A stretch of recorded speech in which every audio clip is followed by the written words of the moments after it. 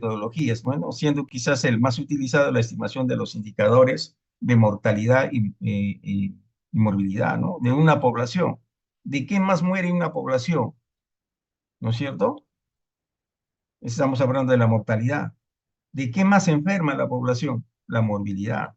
Y son indicadores. Hay un indicador, pues, de la tasa de morbilidad, la tasa de mortalidad, cuántos fallecen al año y de qué fallecen, ¿no?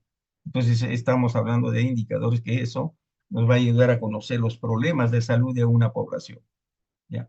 Ahora, este concepto de salud-enfermedad ha evolucionado en igual medida que el hombre, pues, en el transcurso de la historia y va a depender de las condiciones socioeconómicas de cada sociedad y el medio donde se producen las relaciones humanas, ¿ya? Entonces es importante acá ver los cambios que se suceden pues en el medio ambiente, ¿no? Ocasionados por el hombre, que van a determinar cambios en las condiciones y calidad de vida. Por ejemplo, ustedes a la actualidad, la tala de árboles, ustedes creen que no está afectando el medio ambiente, está afectando al medio ambiente. Y eso ustedes, quizás más adelante van a tener ustedes que buscar algunos videos y ustedes van a ver, ¿ya? Como en el África, como en Asia, en Australia, Estados Unidos, tiene ahí sus, ¿qué se llama? Sus botaderos de todo lo que es maquinarias que ya no sirven. Y esas personas en todas esas zonas viven de eso, ¿ya? Viven de eso. Y el medio ambiente está contaminado, ¿ya?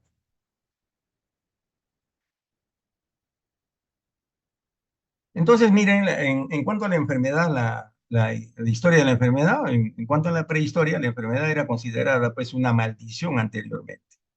Más que una enfermedad, los padecimientos osteoarticulares, las deformidades. En el siglo V antes de Cristo, Hipócrates ya introdujo la enfermedad como un curso temporal, desde su inicio hasta la crisis o lisis, ¿no? O sea, hasta que la enfermedad ceda hasta su duración, pues, ¿no? La duración. Y luego hasta el desenlace feliz o fatal, ¿no? Se podía curar o podía fallecer la persona, ¿ya? Y es el que descubrió, pues, lo que ahora nosotros llamamos la historia natural de la enfermedad. Desde el que tú te enfermas hasta el final, como dicen, de repente vas a tener un desenlace feliz o un desenlace fatal, ¿ya? En la antigüedad, la lepra constituía una enfermedad y una fatalidad también, ¿ya? Y ustedes la han visto seguro ahora en las películas que se ha dado esta semana, ¿ya? Y la Edad Media la era conceptualizada como un castigo divino, en la Edad Media lo llamaban colectivo, era trágico, enviado por Dios, ¿ya? Y por eso hablaban de la peste, ¿no? Por inicio de religiones y concepto de divinidad se consideró la enfermedad como castigo por pecados del hombre, ¿ya? Entonces, como ven, miren, es la evolución que se llama histórica de la enfermedad. Las epidemias han sido vistas, pues, como un castigo por dioses, ¿ya? Y estas son las principales causas de muerte antes de 1800, ¿no? Sarampión, que hasta la fecha lo tenemos. Ya, pero en nuestro país estamos en un proceso de erradicación desde el año 2000. La viruela, que gracias a Dios también, a la vacuna, prácticamente esto se ha erradicado a nivel mundial. La plaga, la peste y la lepra, que todavía seguimos con eso, ¿ya? Entonces, hablar de la viruela, pues, es hablar, pues, del más grande de todos los virus que ha azotado a la Tierra, ¿no? Que se convirtió en el parásito del humano a partir de la domesticación de animales. El gran fuego, la muerte fácil, mató a dos terceras partes de la población maya, ¿no? ¿En qué se llama? En México, ¿cierto? La población maya. Y para reemplazar a esos indios, millones de esclavos africanos fueron traídos a las Américas en ese tiempo. En el siglo XVI existía una crisis pues, moral y espiritual, el contagio venéreo, ¿no? Debido al modo de vivir que en ese tiempo se vivía, ya el libertinaje que lo llamaba, ¿no? Donde la sífilis era pues la que predominaba en esa enfermedad de la sífilis era la que predominaba en esos tiempos, ¿no? Los culpables eran los humanos, los brujos o judíos o pactados con el diablo, le llamaban, y miles de estas personas fueron condenadas pues también, ¿ya? En el siglo XVI, la sífilis, ¿ya? Al temor a la diseminación, pues se desaparecen los balnearios públicos, bueno, donde realmente se reunía pues las personas, ¿no? Todo eso. Y el tratamiento con mercurio dio lugar a la muerte por intoxicación mercurial, porque el tratamiento en ese tiempo de la sífilis era con mercurio, ¿ya? Pero la gente no moría ya en ese tiempo por la sífilis, sino por la intoxicación mercurial. Y ahí es donde realmente se reemplaza pues el saludo de besos por el de las manos. Y acá tenemos en el siglo XIX, ya cuando se inicia, pues, que se llama las máquinas, todo eso, ¿no? Y el amor romántico se instala, pues, la tuberculosis, ¿ya? Y eso, como les vuelvo a repetir, no solamente ha sido en Europa o allá, ¿no? Sino también acá lo hemos tenido acá en el Perú, ¿ya? Entonces, miren, como ven, bien claro dice acá, en cuanto al desarrollo de la medicina, se relaciona directamente con los fenómenos migratorios a la actualidad también, ¿ya? Porque ahorita, si ustedes se dan cuenta cuánto de personas han llegado ¿qué se llama?, del extranjero a vivir acá al Perú, con tipos de estilos de vida muy diferentes, ¿ya? Y eso hace pues que se cambie, ¿ya? Ahorita hay hacinamientos por doquier también en algunas viviendas, ¿no? Donde vivían, por ejemplo, 4 personas, ahorita viven 10, 15 personas, ¿no? El alquiler. Y estos son de las migraciones. Entonces, todo esto son condiciones pues de la vida, condiciones de vida que no están bien, que afecta a la salud de la población también, ¿ya? Entonces, miren, todo esto ha sido pues una consecuencia para la proliferación de muchas enfermedades infecciosas, ¿no? Ahí tenemos la sífilis, la tuberculosis, que a la actualidad la seguimos teniendo justamente por toda esta situación de la migración, los hacinamientos, ¿ya? Ustedes saben que la tuberculosis se contagia por vía aérea, ¿ya? Y a veces muchos pues tienen la TBC, pero no se dan cuenta, no creen que están enfermos y están contagiando a muchas personas, ¿ya? Entonces, importante, por eso es conocer todo esto que desde muchos años atrás se viene trabajando, ¿ya? Entonces, en el siglo XX, miren, los conceptos fueron desarrollados sobre agentes infecciosos e inmunidad. Condujo a una transformación del enfoque de los estudios médicos, ¿no? Lo que llevó a hacer especial énfasis en las fuentes ambientales de microorganismos y las plataformas y las formas de transmisión de las infecciones, prolongación de la vida humana y contaminación de la naturaleza, el cáncer, ¿no? A la actualidad, ¿ya? Todo esto, por eso les digo, ¿no? Como ustedes ven, en este siglo XX ya se ha visto cómo se ha estado trabajando en las cadenas epidemiológicas, adelantando. Una cadena epidemiológica es para ver nosotros cuál es el agente, por dónde ingresa ese agente a producir el problema. Entonces, de acuerdo a eso, como se dice acá, las fuentes ambientales de microorganismos y las formas de transmisión, cómo se transmite. Entonces, nosotros vamos a atacar la forma de transmisión muchas veces. Vamos a atacar al microorganismo, ¿ya? Y ahí vamos a ver cómo realmente se va cortando la situación de la enfermedad, ¿ya? En el siglo XXI, la epidemia prototípica no es el SIDA, es la actitud supuestamente anticonformista muy diversa. ¿Estamos viviendo la corrupción? Sí. ¿Estamos viviendo la codicia? Sí. Yo les digo ahorita, miren, por ejemplo, ¿qué pasaría si ustedes, o hay uno que se saca 19 en epidemiología y uno que se saca 6? ¿No? Ahí viene. Dice, no, porque yo no me saqué esa nota. ¿Estudiaste o no estudiaste? ¿No? Entonces son situaciones que está viendo. La burocracia. Para hacer un documento, por ejemplo, pasa por cuántas manos, ¿no? Y la violencia que se vive en la actualidad, el estrés, accidentes de trabajo, suicidios y actualmente enfermedades nuevas como es el coronavirus, que lo hemos pasado, COVID-19, la viruela del mono. Ahorita estamos viendo el dengue, ¿no? Son prototipos de epidemias pues, que a la actualidad se está viviendo. Entonces, fíjense cómo ha ido pasando desde tiempos antiguos a la actualidad con esto de las enfermedades. Entonces, miren, el proceso de salud-enfermedad, que es uno de los pilares fundamentales de epidemiología moderna. Los dos son fenómenos opuestos, pero relacionados por múltiples conexiones recíprocas. Y es proceso vital, es dinámico, y desarrollo por contexto biológico y social, donde fluctúa la vida del hombre, así tenemos la concepción biologista, ecologista y histórico-social, ¿no? Por eso les digo, hay unos que piensan que solamente es producida por el que se llama, por un virus, por una bacteria, por un parásito, ¿no? Y ahí vamos a ver cómo el ecologista y el histórico-social, cómo, qué cosa nos dice, ¿no? Entonces, como ven, acá para ir viendo, todo también se mide en enfermedad. ¿Cuántos enfermos? ¿Por qué se enfermaron? ¿No? Importante conocer eso, porque de acuerdo a eso nosotros vamos a tomar las medidas adecuadas, ¿ya? Entonces, acá vamos a hablar, dice, cuando se desea cuantificar la frecuencia de la enfermedad, se usan diversas medidas basadas en dos conceptos, la incidencia y la prevalencia. La incidencia, ¿no? Vamos a ver cuando se presentan los casos nuevos en este año, por ejemplo, cuántos casos nuevos se presentaron de, vamos a ver, de tuberculosis nuevos, ¿ah? En este año.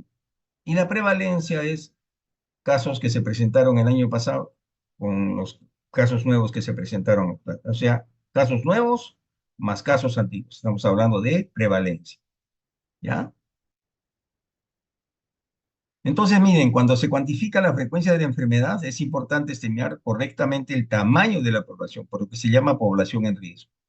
Por ejemplo, yo les pregunto a ustedes, en el COVID, ¿cuál era la población en riesgo? A ver, ¿qué me dice que se llama Diego Alonso Ortiz? ¿Cuál era la población en riesgo de del, ¿qué se llama? Del COVID-19? Diego, Diego Alonso Ortiz, ¿estás? DRG, Doctor, los adultos mayores, ¿ah? los adultos mayores, Sí, sí, para cualquiera. o sea, la población en riesgo era los adultos mayores o diabéticos. No, a ver, a ver. Las La personas población, obesas, doctor. ya, esas eran los más susceptibles. La población en riesgo era todos, toda la población del Perú, porque podía un niño, podía el adulto, cualquiera. Y la población más susceptible eran los adultos. Y lo que ustedes dicen, ¿no? El obeso, los que tenían factores de riesgo, que es la presión arterial, los diabéticos, pues, esos eran más susceptibles a presentar la enfermedad, porque su resistencia estaba a venir a menos, ¿ya? Por ejemplo, yo les pregunto, los que están en la selva actualmente, en una zona donde hay, que se llama dengue, ¿es una población en riesgo o no? Sí, ¿Ah? sí. Es la población en riesgo, ¿ya?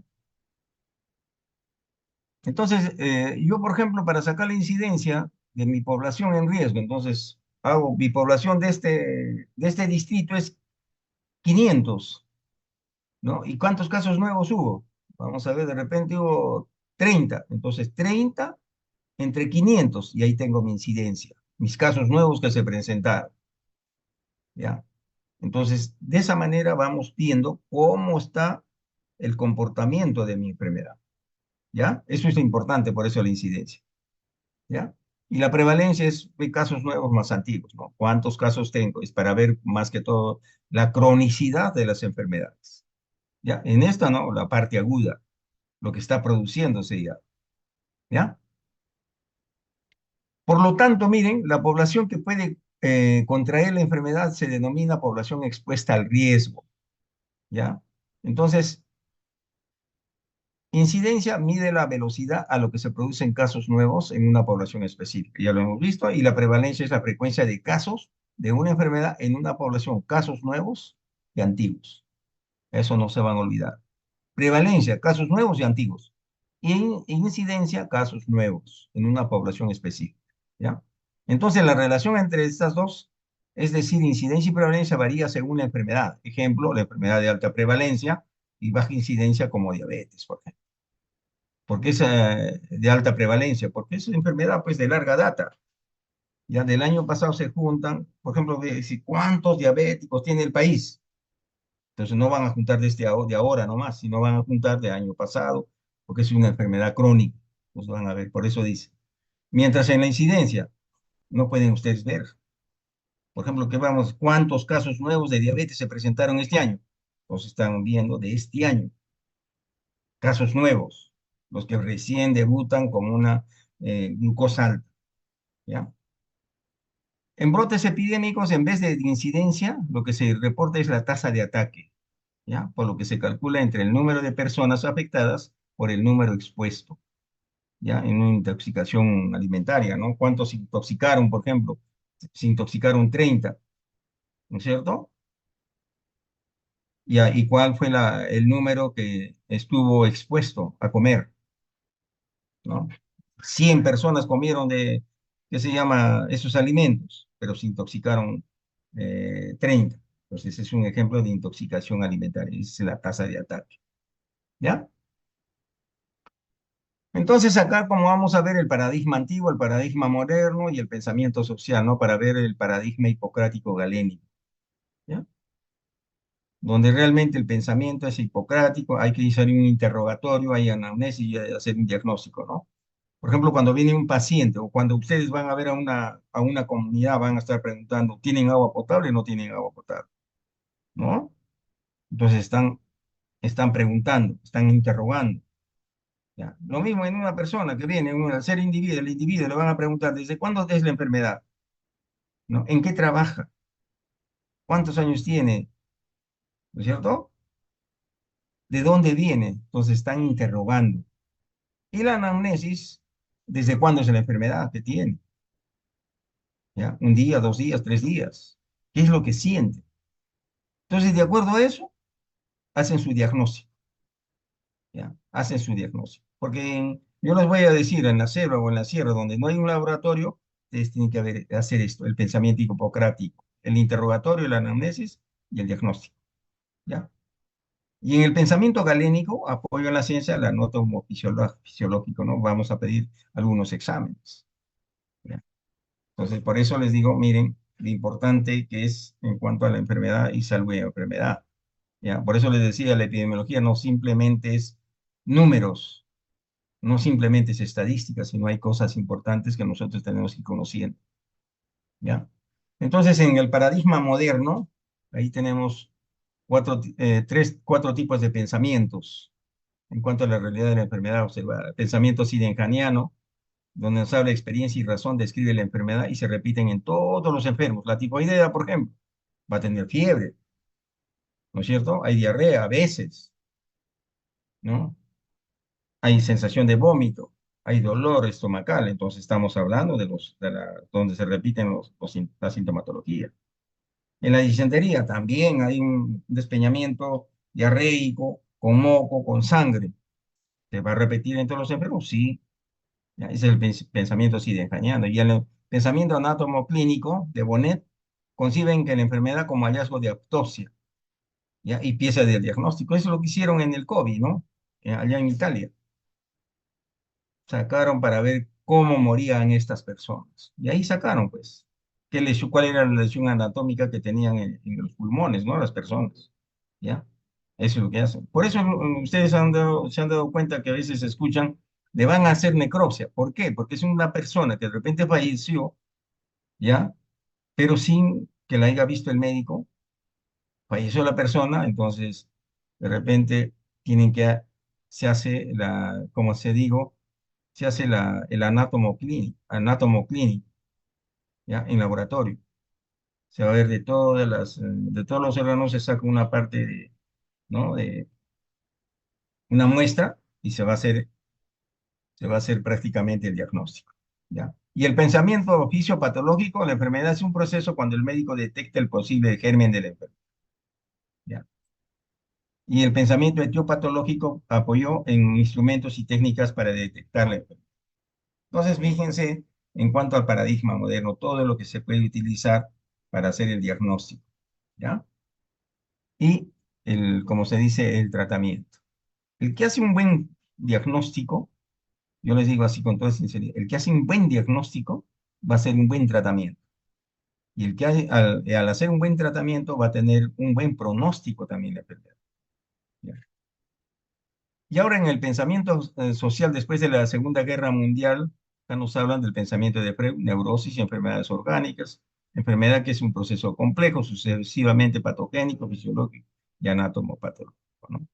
Que ocurre en el ser humano con procesos psíquicos, socioeconómicos, ¿no? Esto es después de la Segunda Guerra Mundial, pues, y acá mismo, ¿no? Ahorita no nos traslademos hasta la Segunda Guerra Mundial, ahorita nomás del COVID, de lo que pasó también hace en los años 70, los años 90, perdón, el senderismo, ¿no?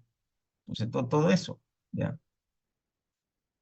Entonces, miren, la epidemiología, acá nuevamente repetirles, que estudia la distribución de las enfermedades y los determinantes del proceso salud-enfermedad en las poblaciones humanas y la aplicación y evaluación de los conocimientos de la historia natural de la enfermedad a nivel de los servicios de salud y de la población en general, ¿ya? Entonces, en cuanto a la epidemiología clínica, que es la ciencia que realiza predicciones sobre pacientes individuales mediante el recuento de acontecimientos clínicos en pacientes similares, ¿no? Un paciente viene a la consulta, le digo, viene con tos, con dolor de garganta, le digo, abre tu boquita, quiero ver a ver cómo está tu gargantita, entonces estoy viendo ahí, ¿ya? Y eso es prácticamente, estamos haciendo el recuento de acontecimientos clínicos, ¿no? De uno u otro paciente. ¿Y cuál es el objetivo de la epidemiología clínica? Es desarrolla y aplica métodos de observación clínica que condicen a conclusiones válidas. Así es. Si yo veo en un paciente que tiene todo con pus en la garganta, todo eso, entonces es una amigdalitis purulenta. Viene otro paciente igual, entonces igualito, ¿no? Ahora, presenta un enfoque para obtener el tipo de información que los clínicos requieren para tomar decisiones adecuadas en la asistencia de pacientes. Así es, ¿ya? Porque si nosotros nos equivocamos también en hacer en el diagnóstico, vamos a hacer un mal tratamiento. Por eso les digo, importante es que nosotros observemos bien al paciente, conversemos bien, saquémosles, como se dice, todo lo que el paciente a veces se guarda. ¿Y cómo vamos a conseguir eso? Siendo amigos del paciente, dándole la confianza necesaria, ¿ya? Entonces, en cuanto a el término de la epidemiología clínica y la medicina clínica con la epidemiología, ¿no? Acá en la medicina clínica trata de contestar a preguntas clínicas y orienta a toma de decisiones con las mejores pruebas, ¿ya? Mientras en la epidemiología se usan métodos epidemiológicos y la asistencia de cada paciente se considera en todo el contexto de la población. Así es, ¿ya? Es importante, por eso les digo, la parte epidemiológica y la medicina clínica también. Entonces, miren, acá en cuanto a la ciencia, dice la epidemiología, ve, como les decía, la distribución de las enfermedades. Ve los determinantes del proceso de salud y enfermedad. También va a ver cómo se aplican los conocimientos para mejorar la salud de la población. Y vamos a ver al individuo, la familia y la comunidad. No vamos a ver, como les decía,